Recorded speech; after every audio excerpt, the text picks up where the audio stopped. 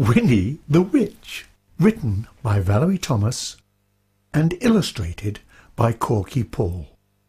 Remember to turn the page when you hear this sound. Winnie the Witch lived in a black house in the forest. The house was black on the outside and black on the inside.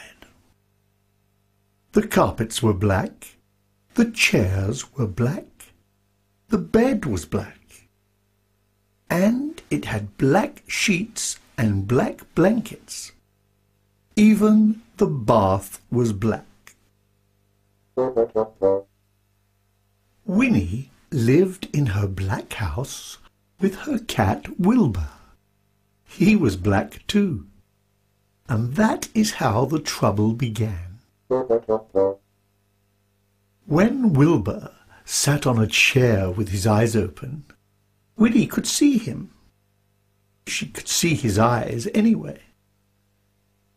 But when Wilbur closed his eyes and went to sleep, Winnie couldn't see him at all. So she sat on him. When Wilbur sat on the carpet with his eyes open, Winnie could see him. She could see his eyes anyway. But when Wilbur closed his eyes and went to sleep, Winnie couldn't see him at all. So she tripped over him. One day, after a nasty fall, Winnie decided something had to be done. She picked up her magic wand, waved it once, and abracadabra! Wilbur was a black cat no longer. He was bright green. Now, when Wilbur slept on a chair, Winnie could see him. When Wilbur slept on the floor, Winnie could see him. And she could see him when he slept on the bed.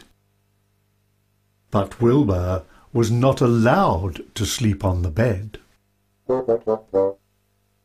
So Winnie put him outside in the grass. When Wilbur sat outside in the grass, Winnie couldn't see him, even when his eyes were wide open. Winnie came hurrying outside, tripped over Wilbur, turned 3 somersaults, and fell into a rosebush. This time, Winnie was furious. She picked up her magic wand, waved it 5 times, and abracadabra! Wilbur had a red head, a yellow body, a pink tail, blue whiskers, and 4 purple legs. But his eyes were still green. Now Winnie could see Wilbur when he sat on a chair, when he lay on the carpet, when he crawled into the grass, and even when he climbed to the top of the tallest tree. Wilbur climbed to the top of the tallest tree to hide. He looked ridiculous, and he knew it. Even the birds laughed at him. Wilbur was miserable. He stayed at the top of the tree all day and all night. Next morning, Wilbur was still up the tree. Winnie was worried. She loved Wilbur and hated him to be miserable.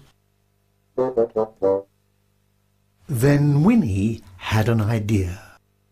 She waved her magic wand, and abracadabra! Wilbur was a black cat once more. he came down from the tree, purring. Then Winnie waved her wand again, and again, and again. Now, instead of a black house, she had a yellow house with a red roof and a red door. The chairs were white with red and white cushions. The carpet was green with pink roses.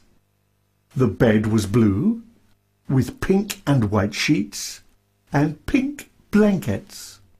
The bath was a gleaming white. And now Winnie can see Wilbur no matter where he sits.